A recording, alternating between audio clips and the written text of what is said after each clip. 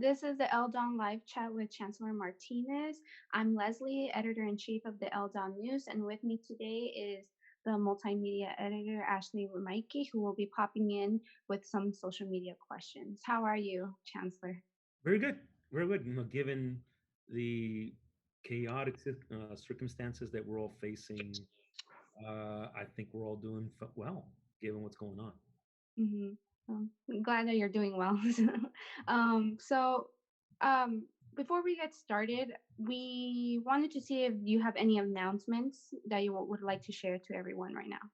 Yeah, I think the first one is that on May 11th, we should be everyone should be getting their refunds back for Okay. parking fees, Mhm. both at SAC and SEC. And again, when you get that refund, it won't be for the full refund because we were in classes until March 12th, so Mhm. we prorated from the 13th to obviously the end of the semester. So just to be specific, what that means, you'll get 65% Mhm. of what you put in to pay for that refund back. So in other words, if you pay $30, 65% comes out to a little bit under $20 of what you'll get back. So we prorated on the basis of the time that you were here. Mhm. And of course, and as you know, we closed beginning on the 13th of March. So anyway, so everyone will get those checks very soon. My understanding is the way that you're going to be refunded, it'll be like a debit card that you're going to get that you could use Okay. in order to spend that on $19-20. Also, the colleges, as it relates to the CARES Act, this is the federal stimulus that we received from the federal government, the 2.3 trillion dollars. No, we didn't get 2.3 trillion. Just want to make sure that everybody knows that. So altogether, we got if you combine what both SAC and SEC receivers, we got back 8.4 million. So the legislation specifically stated that half of that is to go out to students as federal grants, and colleges are working, and I think they're supposed to be releasing it towards the latter part of next week, Mhm. and send out the grants to students at both campuses. Mhm. The grants, my understanding, it'll range from anywhere from $300 to $500. Again, not a lot, but it's something. And wanted to let all the students know that that's also getting ready to be released, and it'll go out those checks from the CARES Act towards the end of next week. Yeah. Well, thank you for sharing that information. We've been also getting a lot of questions, regarding that. So thank you for sharing that. So we'll just jump right in with the other questions. So this question is regarding dual enroll students and incoming first year students. Yes. So have our dual enroll students been affected by this switch going to fully online? And I'll let you answer that one. Yeah. No, no, they have not. We've been offering those classes online Mhm. to students who are in dual enrollment. Mhm. As you know, the classes that students take in dual enrollment are our classes. So all of our classes have been moved into remote instruction, and they've been able to enroll. Uh, Probably the challenges that the high school students face is one of, do you have laptops at home? Do you have access to the internet? And I know that they've been working with Santa Ana Unified in order to make sure that students get that they've had those laptops, or if Santa Ana Unified, we loan our laptops to them, and so that's been the biggest probably the biggest challenge. Um, but we have all those classes also that were offered through due enrollment did move into temporary remote instruction as well as the other classes that we have on our campuses. Yeah, and also regarding the dual enroll students and the freshman students, incoming students, I know that the big part of this is like getting that college experience. getting that experience and being, in a college classroom, engaging with like other students from different high schools, that experience that most students already had before going to this temporary remote instruction period. So, what plans are in the works to help incoming students to have a first year college experience? If you can. Well, we are working with students to still give them that first year experience. Obviously, it's all been done online and virtually. Mhm, As you know, we're having discussions now as to how we want to be able to offer the fall semester. What I can tell you is that again, we're following the guidelines that the governor has established. We're not following the guidelines of the county. The county, as you know, is superseded by the governor. An example of that is, the county made a decision to open up their beaches. As you know, the city council in Newport Beach, a couple days ago, voted to open up the beaches, and so did Huntington Beach. The governor just came out and said, "Nope, we're going to close the beaches." So, who's in charge here? Who's in charge is the governor. So we will follow, what the governor is going to outline, which he has done, not in a lot of detail. A couple days ago, he identified the 4 stages that he wants everyone to follow, and all of us are in stage one, which is in stage one is the stage of preparedness and make sure that we're ready. Uh, so we're waiting for the governor to do really two major things. One is when does he want to lift the stay-at-home order? And he actually has said he's not going to do that until certain indicators have been followed, such as is there a downward trend? Are we flattening the curve? Are there less hospitalizations? Are there less deaths? So there's some of those major indicators that he's asking for before he can say, you know what, we're ready to open up. Uh, but he has also stated that even when he makes a decision to lift the order, it's not going to be fully lifted. In other words, it'll be a limited opening. It's not going to be everyone coming back face to face like the way we were on March 12th. mhm, So again, we're waiting for the governor because he will in many ways tell us what's going to happen. So the plans that we're putting together are on the basis of what we know today. mhm, So it's hard to project, geez, what's going to happen a month from now or 2 months from now.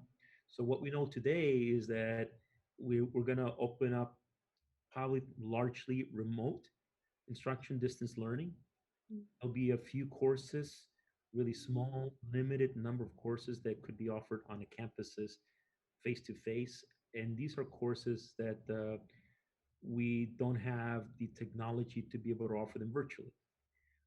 Some of those courses happen to be like the bio labs, the chem labs, some of the CTE courses. Um, so again, so it's not going to be 100 courses or anything like that that we're going to be offering face to face. Really a very small limited number. And when we do that on the campuses, we'll be following all the strict guidelines that the governor wants us to follow, making sure there's social distancing in those classrooms, making sure the students and faculty have face masks, possibly gloves, making sure that after each class is finished, that the our custodial staff can come in, clean the classroom, sanitize them, disinfect them, and get that classroom ready for another class mhm, that could happen that day. mhm, So again, we can get the governor may, for example, July 1st, come out and say, you know what, everything's great, everything has improved. Let's go back to much more face to face. Then, if that happens, we'll need to remodify the plan, mhm. and we're ready to do that. So we could again try to accommodate the guidelines as much as possible. So that's where we are today. Yes, and I know you just mentioned a little bit about those classes that cannot be moved online. We interviewed Dr. Lamb on this Tuesday, and he did comment about that. Trying like about like those classes being hard to be taught online, and you know having the possibility of like having those classes that need to be in person, to be in person, obviously with every precaution and everything. So, yeah, but he also commented about the pass no pass decision that they took. And basically, he said that the option for students to switch their grades to pass no pass has been extended to July 25th, if I'm not mistaken. And but the consequences remain the same. So, what is the best advice you can give to those students who are deciding to switch to pass no pass grading? Mhm. Um, so the question is the advice that I would give those students that want to switch from a grading to just pass no pass. And also, are we in any discussions with like the UCs over this policy? Because I know from the UC Right. um, standpoint, they're not very lenient about this. So, Right. So I think I think the first thing to do is if your intent is to transfer to a University of California campus or a Cal State campus, make sure that that campus will accept a class that's pass no pass. If they don't, obviously don't take it. Take the class on a grading scale so that that class can transfer and you can be given credit and you can transfer to that university of your choice.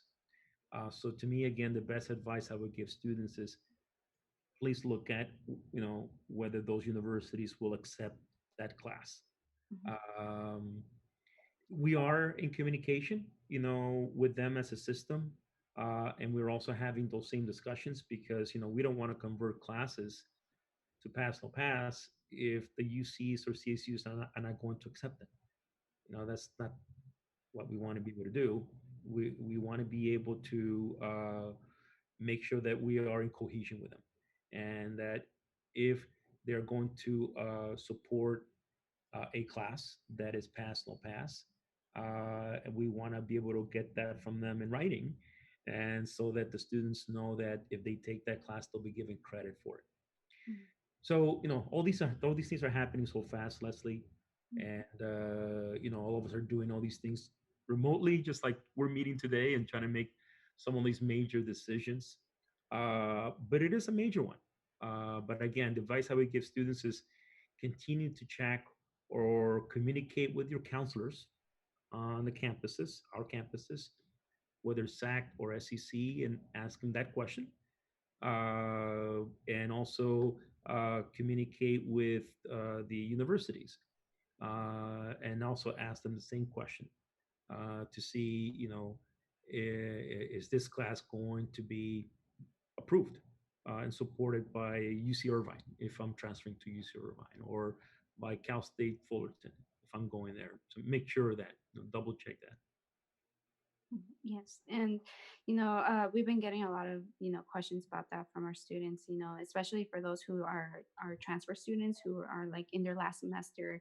They're very worried about that. And you know but we're trying our best, to provide them every possible information so that they can make the best possible decision for their education. But um and regarding students and their classes and like the online classes, so I've been getting like reports about students not being like fully present during their classes. They're just like, for example, they're turning like they're just like going in the classroom, but they're turning off their cameras and their audio. And sometimes they're doing other things. Some of our students are parents, some of our students have to take care of like some family members, and sometimes they can't be fully there, but they're still tuning in to the class.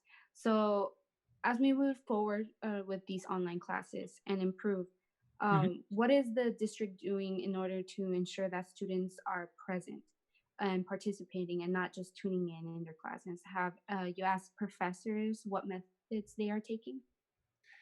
Well, yes, as uh, we're not like a high school where they're taking attendance all the time. Mhm, Obviously, if a student is not showing up to class, I'm sure that the instructor We'll send an email to that student to find out, what's going on, what's the problem, and they are doing that.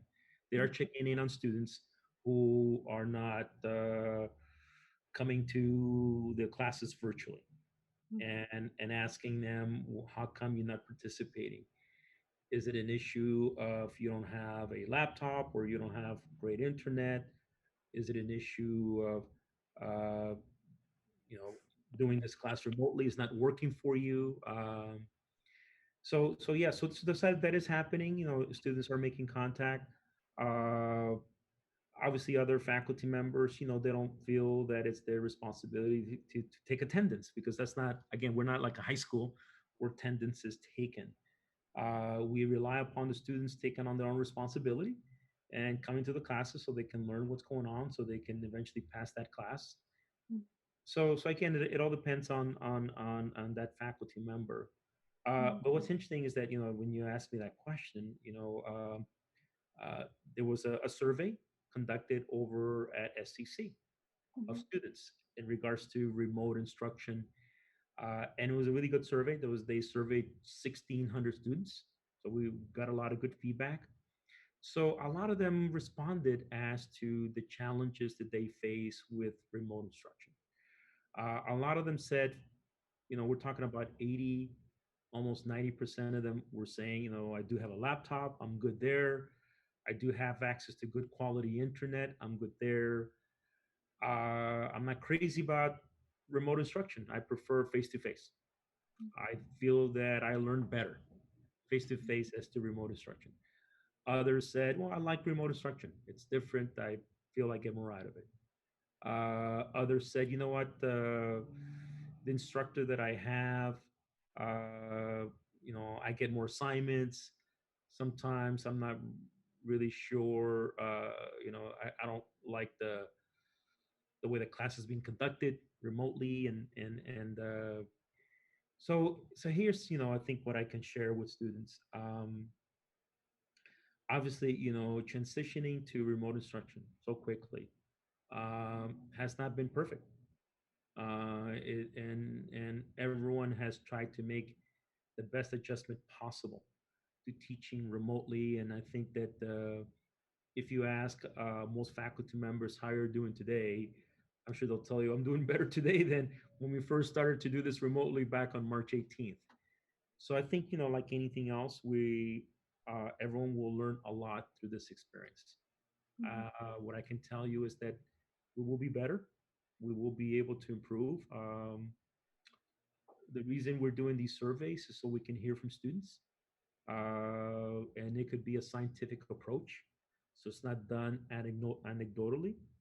And just to cite an example, most of us believe that students would tell us that, what, I don't have the technology, and I can't do remote instruction. And some students did say that, but it wasn't 80% of them, let alone 90% of them. It was more like 5%. Not to say that we don't want to pay attention to 5%. The point I'm trying to make is that all of us have all these stereotypes in our mind, and we thought the students would respond by saying, "Oh, I don't have the technology, I don't have the internet." No, that's not what they told us in this survey. What they told us in this survey is that, look, I'm concerned about the quality of instruction that I'm getting. I'm not crazy about remote instruction. I prefer face to face. Some said, "Hey, I'm getting more homework assignments than I ever did before." So a lot of the focus was on instruction. It wasn't so much on the technology. Um, so again, we're going to take this information. We're going to share it with the entire district.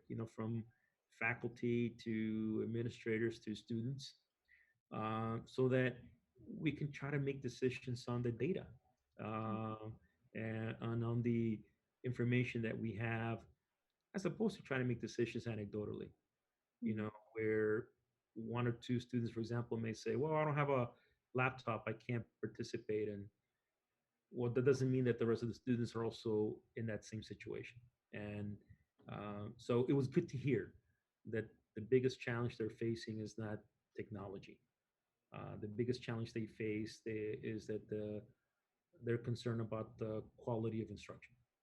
So, Y- yes, and I'm glad that you're, taking, students, comments and opinions and, mhm. you know, their their ideas, into consideration because I know that's been a huge, you know, help for all the not only like professors but also like when I was talking to Dr. Lamb too, they were saying that they were trying to take all the students like all their comments and like all their ideas, in order to make the best decision, for every student. So before we move on for our next question, Ashley, are you still on the line? Yes, we have a quick question, and this individual wanted to confirm that the survey was sent out to both Santa Ana College and Santiago Canyon College. Yeah, so there was also a survey done with SAC, and that was done a little bit earlier, meaning maybe a few weeks before the one for SEC. So, but both surveys asked similar questions. From do you have a laptop? Do you have quality internet service? How is the learning environment for you at home? Um, how do you feel about the services, the student services? Are you using the library services? Are you using tutorial services? Are you using health services? How is the quality of that? But as I was saying to Leslie, a lot of the feedback that we got happened to be in the area of instruction, and and that was good. So there was a lot of common denominators between the results that we got back from SEC and SAC students. Uh, but obviously, the one thing that we learned, students are really technologically savvy. They know how to use these technologies a lot better than we thought, and so they did not panic over this. They didn't sweat over it. So they're very savvy.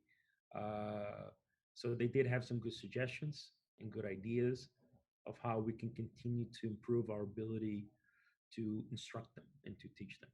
So, Great, thank you. mhm. Mhm. So this next question is regarding FAFSA. So many are concerned about like FAFSA disbursements. Are they still going out, and if so, when? Can No, they should still be going out. Okay. And if students have not received a check or they have not received anything from the Pell Grant that they applied for, they should definitely connect with the financial aid office. Mm, It could be that the financial aid office doesn't have their correct address. It could mm, be if they have direct deposit that maybe the account number is wrong or something, or but definitely you need to connect with those offices. Again, the best way to do that is go onto the website for both campuses, and it should have a link or phone number to reach and financial aid, and definitely let them know right away that you have not received the check that you're expecting. mhm. Uh, so yeah, that's what I would recommend to students. Okay. Yes, because yeah, some of our students were like, oh, how since the CARES Act, funding is going out, and also the refund for the parking permits, how is FAFSA, going to play out? So yeah, a lot of students were curious and concerned about that. So thank you for sharing that. And then our last question is basically about funding for the school. So several sources have confirmed that RSCCD may cut as much as like $10 million dollars from its annual budget, and that Santa Ana College stands to lose about 7 million in funding. So how will this affect our learning environment and support for our students? Right. So we're still waiting again for the state legislature to Mhm, come together, and they're beginning to. They're having committee meetings up in Sacramento. uh, but the legislature won't be fully back around mid-May, and then by around mid-June they should be releasing a budget, and then in August they'll have what's called the August revise, which used to be the May revise. It'll be the August revise where they will let us know about the actual final budget. So a couple things that are happening, because what generates the state budget is basically revenues, from personal income taxes, property taxes, sales taxes, capital gains taxes. So whatever comes in as revenues, that's what in essence makes up the budget. So as you know, the tax deadline was supposed to be April 15th because of COVID-19. That was moved back to July 15th. So the state will not know of revenues as it relates to personal income taxes until after July 15th. So at this point, we don't know exactly what we're going to get. Um, we're trying to do our best job to be prepared for hopefully not great news, you know, but, as you know, most other agencies around the state are preparing for not the best news in the world. So let me cite a couple examples. One example, for example, was the city of LA. The city of LA and Mayor Garcetti and the budget that he introduced to the city council there included receiving less money and also possibly putting 15,000 people on furlough. The county of Los Angeles also presented a budget that was had $2 billion less than what they're projecting. So everyone's anticipating less revenues. So why is that? Why is that the case? Well, let's talk, for example, about sales taxes. So why is everyone projecting sales taxes that are going to be lower? Well, because no one's buying anything except food, right? If you go to Costco or supermarket, you're buying a lot of food, but no one's like buying shoes or buying clothes or buying cars or any other thing. No one's really going to restaurants. No one's really staying in hotels. No one's traveling on airplanes. Geez, no one's going to Disneyland. I mean, there is not many sales taxes. The amount of sales taxes that everyone feels that will come in will be very low. So I think that as a result, you're beginning to sense this fear. So let me tell you kind of what we're going to do. Obviously, we're going to wait until part of the budget is released in June, around mid-June. So we'll know at that time what that budget looks like. We'll know, whether we're going to get cut or not, whether we'll have a smaller budget that we would receive this year. So what I've done thus far, the only thing that I can control, Leslie, is I can control expenditures. So I put on hold hiring anybody. So we're not hiring any faculty right now that are full-time faculty. We're not hiring deans or managers full-time. We're not hiring classified full-time. And the reason I felt that we had to do that is because we don't know what's going to happen. And I'd rather be on the fiscal conservative side and say, let's put that on hold until we know what we have. So we've taken certain actions like that, again, to limit our expenditures until we know. Obviously, if the state comes back to us in mid-June and tells us, "Oh, everything's fine. You're going to get the same budget you got this year," and great, that'll be the best news I hear all year. But uh, I'm also I'm also hearing what everybody else is hearing, that we don't expect the best budget from Sacramento. So when that happens, I want us to be ready as a district and to be able to anticipate uh, something that's not great. Other indicators that are out there, I'm sure you heard this morning, that there is now 30 million people in the country who are unemployed. In Orange County and in LA County, according to the Los Angeles Economic Development Corporation, does economic forecasting. They are projecting a 31.7 unemployment rate in LA in the Orange County Basin. That's huge. That's like Great Depression numbers. It makes the Great Recession look like it was nothing, And so again, all of us, I'm sure you are, as the editor of the Old Don paper, you're looking at that information and you're thinking, what's going to be the impact of that on the state budget? What's going to be the impact of that on whatever budget that we receive?